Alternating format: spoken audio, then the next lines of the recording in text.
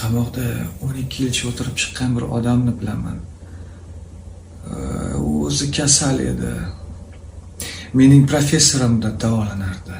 Ba'zan hushidan ketib qolar, ba'zan juda tushkunlikka tushib yig'lar va hattoki bir safar o'zini o'ldirmoqchi ham bo'lgan edi. Uning hayoti qamoqda juda alamli kechgan. Lekin so'zlarimga ishoning. Uning hayotini chaqaga ham tenglashtirib bo'lmasdi. Vaholanki u o'rgimchak va deraza tagida o'sgan niholdan boshqa hech narsani ko'rmasdi. Yaxshisi men sizga bultur bir odamdan qanday uchrashganimni aytib beraman.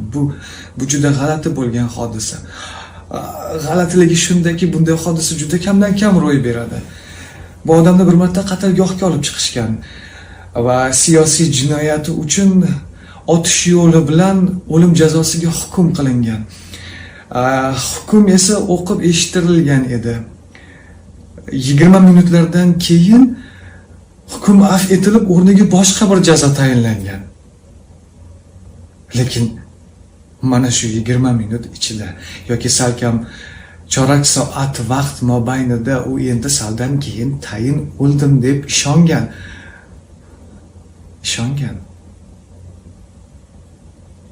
U o'sha damlarda ko'rgan, kechirganlarini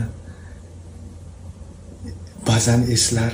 Men esa buni juda eshitkim kelib, uni rosa qayta aytib berishni qistardim. U hammasini juda yaxshi xotirlab olgandi. Men hech qachon o'sha damlarda ko'rgan, kechirganlarimni unutmayman derdi. Qatlgoh atrofini odamlar va askarlar o'rab olishgandi. 20 qadamcha narida 3 ta ustun yerga ko'mib qo'yilgandi. Bu esa eshafot. Jinoyatchilar esa bir necha kishi edi. Avvaliga 3 kishini ustunlar oldiga olib borishdi, bog'lashdi, ustlariga oq libos, boshlariga esa miltiq ko'rinmasligi uchun oq qalpoq tortib qo'yishdi. Va har bir ustun qarshisida allaqancha askarlardan iborat saf tortildi. Jinoyatchilar orasida mening tanishim 8-chi edi. Bu degani 3-galdan so'ng u ham ustunlar oldiga borish kerak edi. Ruhoniy hammani but bilan aylanib chiqdi. Yashash uchun chamasi 5 daqiqa qolgan edi. Bu 5 daqiqa men uchun sira tuganmasday cheksiz ko'rinardi. Nazarimda bu bebaho boylik edi deb aytib yurardi u. Unga shu 5 daqiqa ichida qancha umrlarni yashab ulgursa bo'ladigandek va so'nggi jon taslim qiladigan on haqida o'ylab o'tirish hali ertadek tuyulibdi. Shuning uchun u hozir bajarish kerak bo'lgan ishlarni hisobini qilibdi. O'rtoqlari bilan xayrlashish uchun 2 daqiqani ajratibdi. So'ng o'z ichida oxirgi marta o'ylab olish uchun yana 2 daqiqani ajratibdi. Keyin so'nggi dafa tevarak atrofga oxirgi marta qarab olishni mo'ljallabdi. U mana shunday narsalarni hisobini qilib, ularni chamalab ko'rganini juda yaxshi eslaydi. 27 yoshida sog'lom va baquvvat chog'ida u hayot bilan vidolashmoqda edi. O'rtoqlari bilan xayrlashayotib, ulardan biriga allaqanday hech narsaga aloqasi yo'q bir savol berganini ham eslaydi.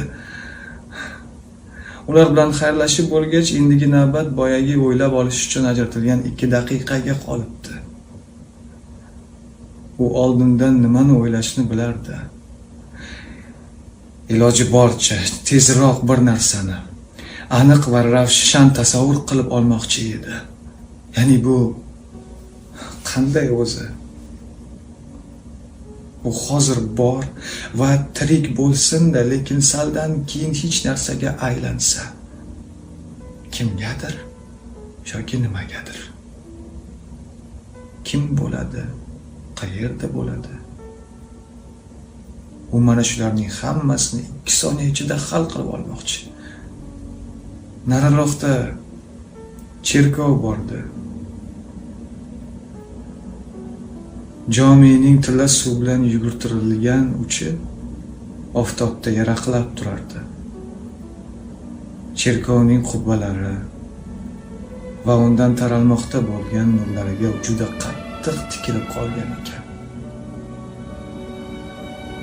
U shu'lalardan ko'zini uzolmasdi. Nazarida bu shu'lalar uning yangi bir tabiatidek tuyulibdi. 3 daqiqadan keyin esa o'zi ham shu'laga aylanadi. Noma'lumlik va hozir ro'y berish kerak bo'lgan bu yangilik uni shu qadar mutanaffir qilibdiki, dahshat. Lekin bir fikr uning xayolidan hadeb charx uraverib, rosa qiynaganini aytgandi. Qani endi o'lmasam? Qani endi hayot bo'lsa? Naqadar cheksiz bu hayot. O'shanda hammasi meniki bo'lardi. O'shanda har bir daqiqani bir asrga aylantirgan bo'lardim. Zarrasini ham yo'qotmasdim. Har bir soniyani ko'rikdan o'tkazgan bo'lardim. Har bir damni benaf bekor ketkazmagan bo'lardim. Lekin bu fikr uni bora-bora rosa g'azablantiribdi. Va o'zini tezroq otib tashlashlarini istab qolibdi.